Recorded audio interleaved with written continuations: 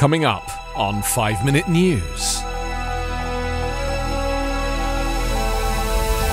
Biden and Putin speak for 2 hours as tension in Ukraine mounts.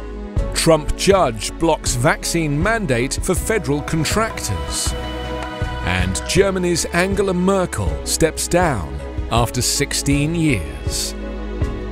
It's Wednesday, December 8.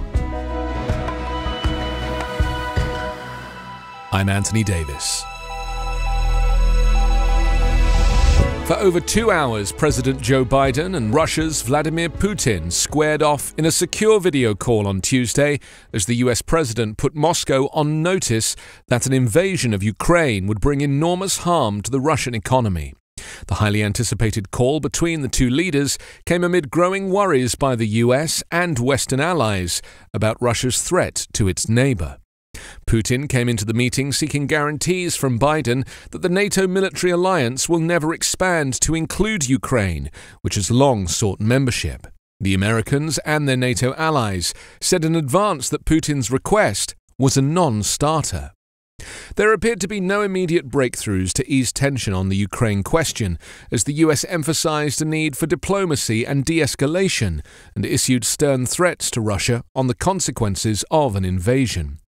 Biden said the US would also provide additional defensive material to the Ukrainians above and beyond that, which we are already providing, and we would fortify our NATO allies on the eastern flank with additional capabilities in response to such an escalation. That could include additional deployments of US troops to Eastern European NATO allies. As the US and Russian presidents conferred, Ukrainian officials grew only more anxious about the tens of thousands of Russian troops that have been deployed near their border. Just hours before the start of the video call, Ukrainian officials said Russia had further escalated the smoldering crisis by sending tanks and snipers to war-torn eastern Ukraine to provoke return fire and lay a pretext for a potential invasion.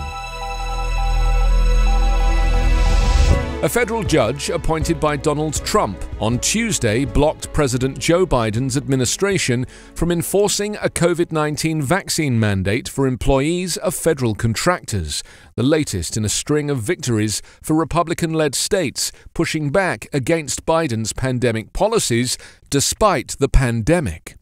U.S. District Court Judge R. Stan Baker in Augusta, Georgia, issued a stay to bar enforcement of the mandate nationwide.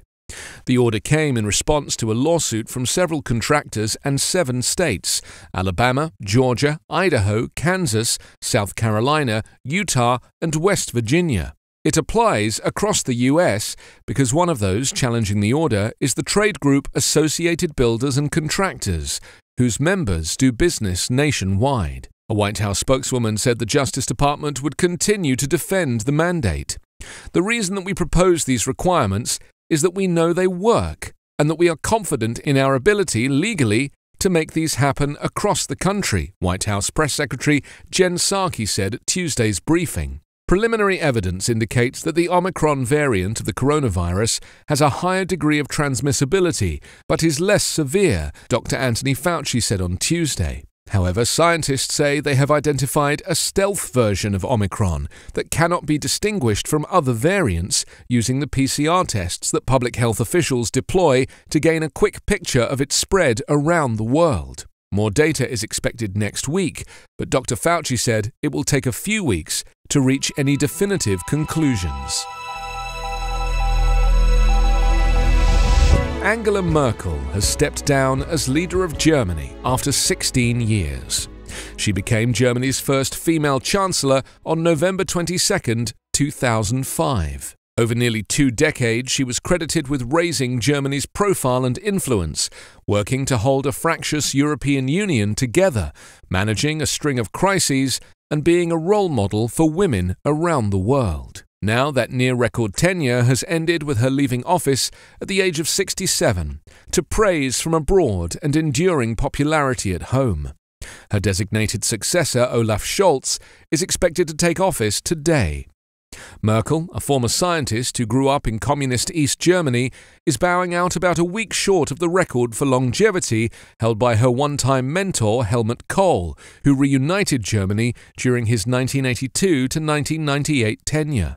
Merkel served alongside 4 US presidents, 4 French presidents, 5 British prime ministers, and 8 Italian premiers. Her chancellorship was marked by 4 major challenges: the global financial crisis, Europe's debt crisis, the 2015 influx of refugees to Europe, and the coronavirus pandemic.